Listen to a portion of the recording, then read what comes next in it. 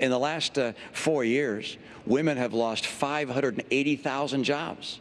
That's the net of what's happened in the last 4 years. We're still down 580,000 jobs. I mentioned 3.5 million women more now in poverty than 4 years ago. What we can do to help young women and women of all ages is to have a strong economy, so strong that employers are looking to find good employees and bringing them into their workforce and adapting to a flexible work schedule that gives women the opportunities that they would otherwise not be able to afford.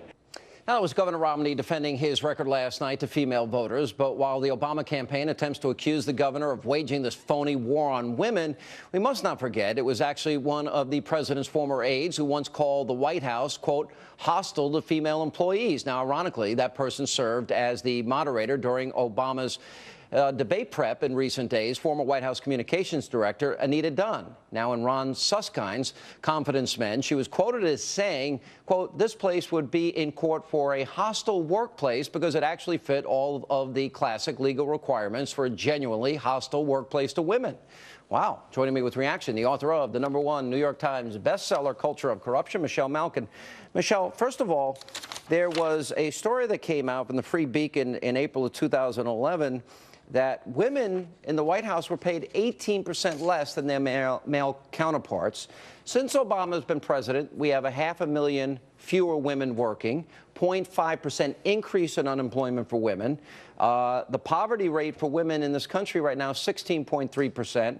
And, 25 million American women live in poverty, an increase of 3.6 million women under Obama's policies.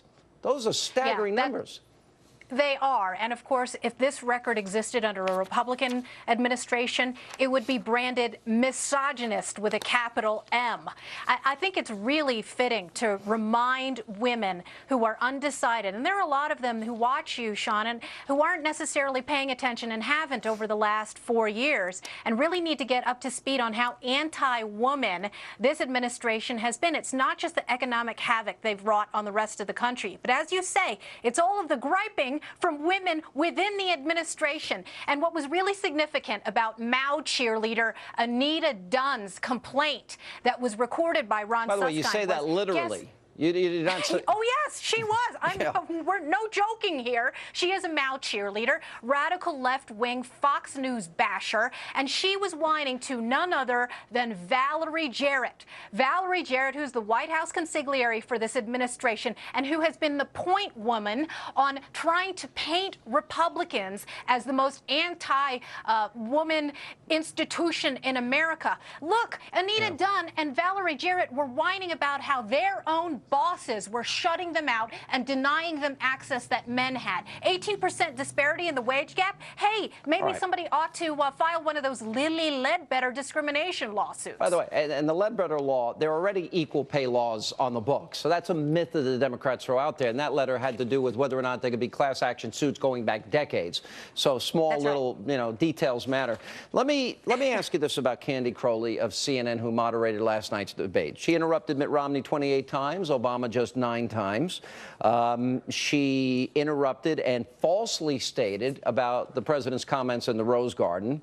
CNN brass came out and defended her today. Now, this is a network that prides itself fair, balanced, down the middle. We don't have opinions, etc. Van Jones, avowed communist, 9/11 truther guy, was on there, and he accused Romney of acting like help me out. How do I say the word without saying it? Something horrible.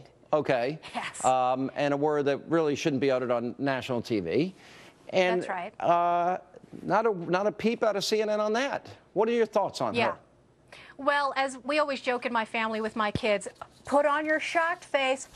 Who is surprised that this is the way this debacle turned out, given CNN's woeful history of journalistic malpractice over the last several decades? I pointed out the day before the debate how they planted so many Democrats who were posing as undecided voters in one of the 2007 high-stakes presidential campaign debates. And so the fact that Candy Crowley herself was the plant, acted as the wingman and tag team partner of Barack Obama, and then only after the debate admitted that she was wrong and tried to walk it back. These people ought to be throwing themselves under the bus. It's a shame what they committed. Shame. Honestly, I think it was Rush who said earlier today something to the effect that, anybody else would have been fired over this. It's unbelievable. But she's praised by her organization. I'm not suggesting she be fired. But in all honesty, that is biased. But after her comments on Paul Ryan's selection, I'm not surprised. All right, Michelle, good to see you.